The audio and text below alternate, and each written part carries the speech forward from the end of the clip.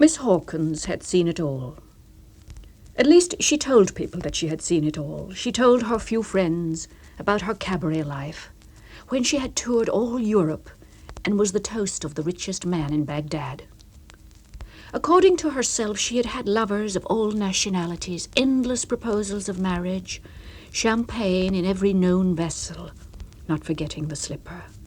Yet Miss Hawkins had always had a soft spot for gardening, and in Beirut she had planted roses, hers becoming the first English rose garden in that far-off and spicy land. She told how she watered them at dawn as she returned, accompanied or unaccompanied, from one of her sallies. But time passes, and when Miss Hawkins was 55, she was no longer in gold mesh suits dashing from one capital city to the next.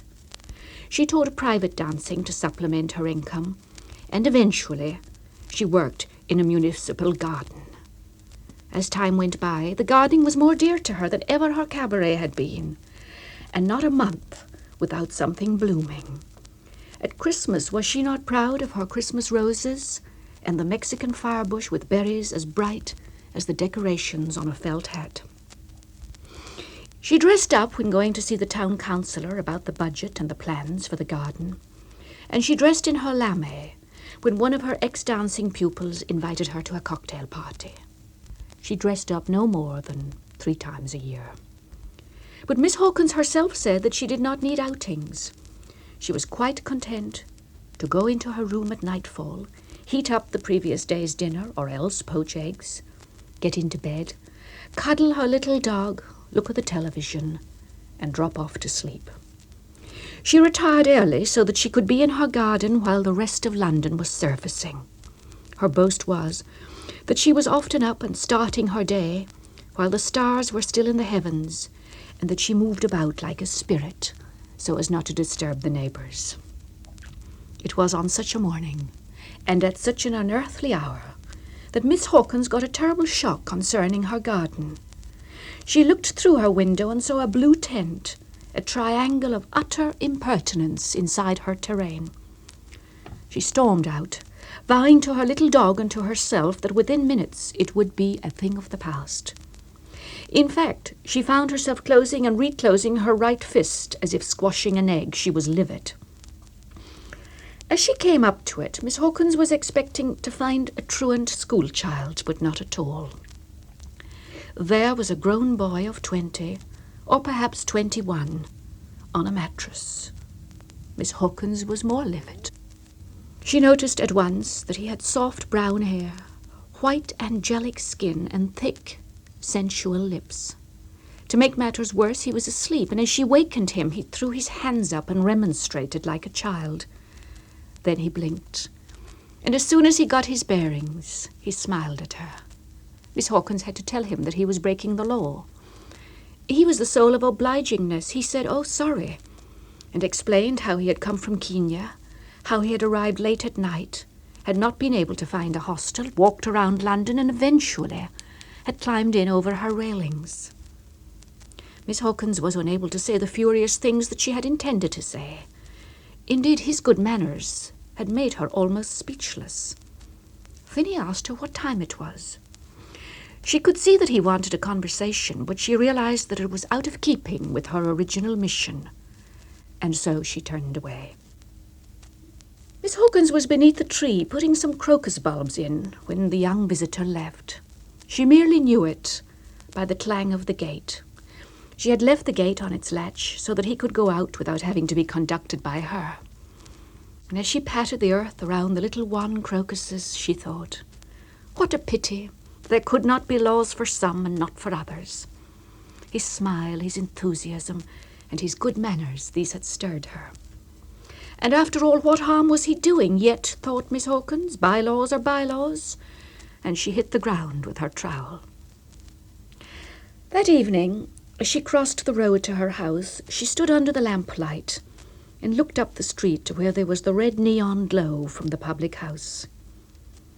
She had a very definite and foolish longing to be going into the lounge bar with a young escort and demurring as to whether to have a gin and tonic or a gin and pink. Presently she found that she had slapped herself. The rule was never to go into public houses, since it was vulgar, and never to drink, since it was the road that led to ruin. She ran into her house. The next morning, as she stepped out in her warm trouser suit with the brown muffler around her neck, there he was. He was actually waiting for her by the garden gate, and he was as solemn as a fledgling altar boy. He said that he had come to apologize, that after 24 hours in England, he was a little more cognizant of rules and regulations, and that he had come to ask her to forgive him. She said certainly. She said he could come in if he wished, and then she walked towards the tool shed. He followed and helped her out with the implements. Miss Hawkins instructed him what to do. He was to dig a patch into which she would put her summer blooms. She told him the Latin name of all these flowers, their appearance and their characteristics. He was amazed at the way she could rattle off all these items while digging or pruning, or even overseeing what he was doing. And so it went on.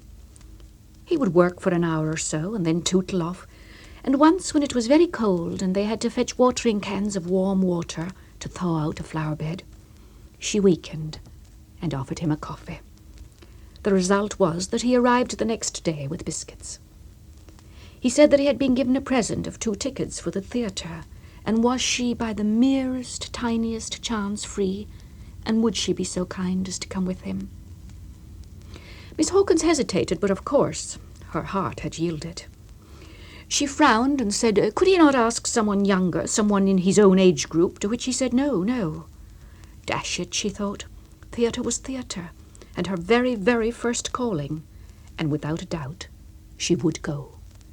The play was to be Othello. Oh, how she loved it, understood it, and was above it all. The jealous Moor, the telltale handkerchief, confessions, counter-confessions, the poor, sweet, wretched, wronged Desdemona. Miss Hawkins raised her hands, acted for a moment, and said, that poor dear girl caught in a jealous web. At the supper afterwards, they discussed jealousy, and Miss Hawkins was able to assure him that she no longer suffered from that ghastly complaint. But he did. He was a positive pickle of jealousy.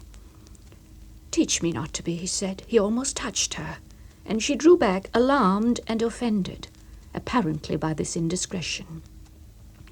He retrieved things by offering to pick up her plastic lighter and light her cigarette. Miss Hawkins was enjoying herself. She ate a lot, smoked a lot, drank a lot, but at no time did she lose her composure. In fact, she was mirth personified, and after he had dropped her at her front door, she sauntered down the steps to her basement, then waved her beaded purse at him, and said, as English workmen say, mind how you go. Naturally, things took a turn for the better. She and he now had a topic to discuss, and it was theatre. It too was his ambition, and he had come to England to study it.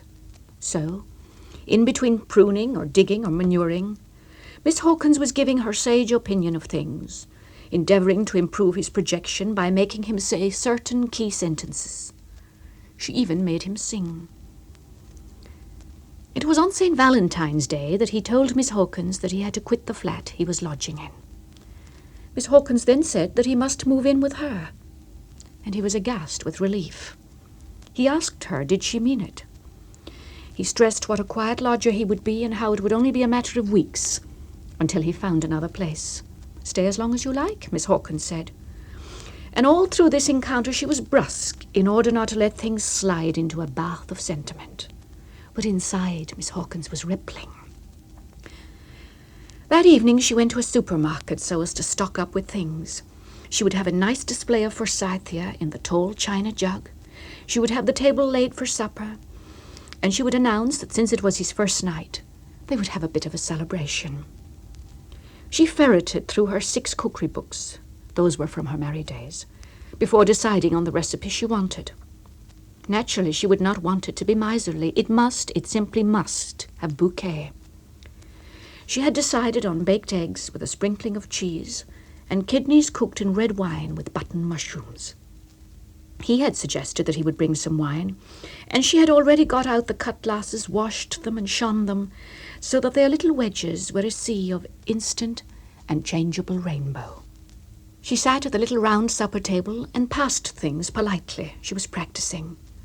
Miss Hawkins had not passed an entree dish for years, and she decided to use the linen napkins and got out 2 of her mother's bone napkin holders. They smelt of vanilla. "Nice man coming," she would tell her little dog, as she tripped about tidying her drawers, dusting her dressing table, and debating the most subtle position for a photograph of herself, one from the cabaret days. At length, and without fully undressing, Miss Hawkins flopped onto her bed, with her little dog beside her. Miss Hawkins had such dratted nightmares, stupid rigmaroles in which she was being incarcerated, or ones in which she had to carry furniture, or worse, one in which she had to cater on nothing but a marquee of people. Indeed, an unsavoury one, in which a cowpat became confused with a fried egg. Oh, was she vexed? Oh, was she vexed? Her hands trembled, and she was definitely on edge. In the garden the following morning, Miss Hawkins kept looking towards her own door, lest he arrive early, lest she miss him. Her heart was in a dither. By lunchtime she was quite distraught, and by 3 o'clock she was pacing her floor. The real trouble had been admitted. She was afraid. Afraid of the obvious. She might become attached. She might fall a fraction in love. She might cross the room, or shyly, he might cross the room, and a wonderful surprise embrace might ensue, and then... It was that then that horrified her. She shuddered. She let out an involuntary no. She could not bear to see him leave, even leave amicably. She dreaded suitcases, packing, goodbyes, stoicism, chin up, her empty, beseeching hand, and the whole unbearable lodestone of it. She could not have him there. She could not.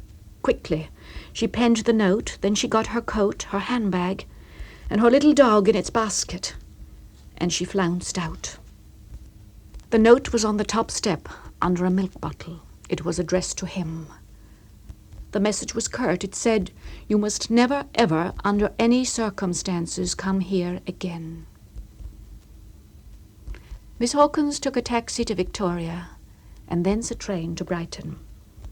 She had an invalid friend there to whom she owed a visit. In the train, as she looked out at the sooty suburbs, Miss Hawkins was willing to concede that she had done a very stupid thing indeed, but that it had to be admitted that it was not the most stupid thing she could have done. The most stupid thing would have been to welcome him in.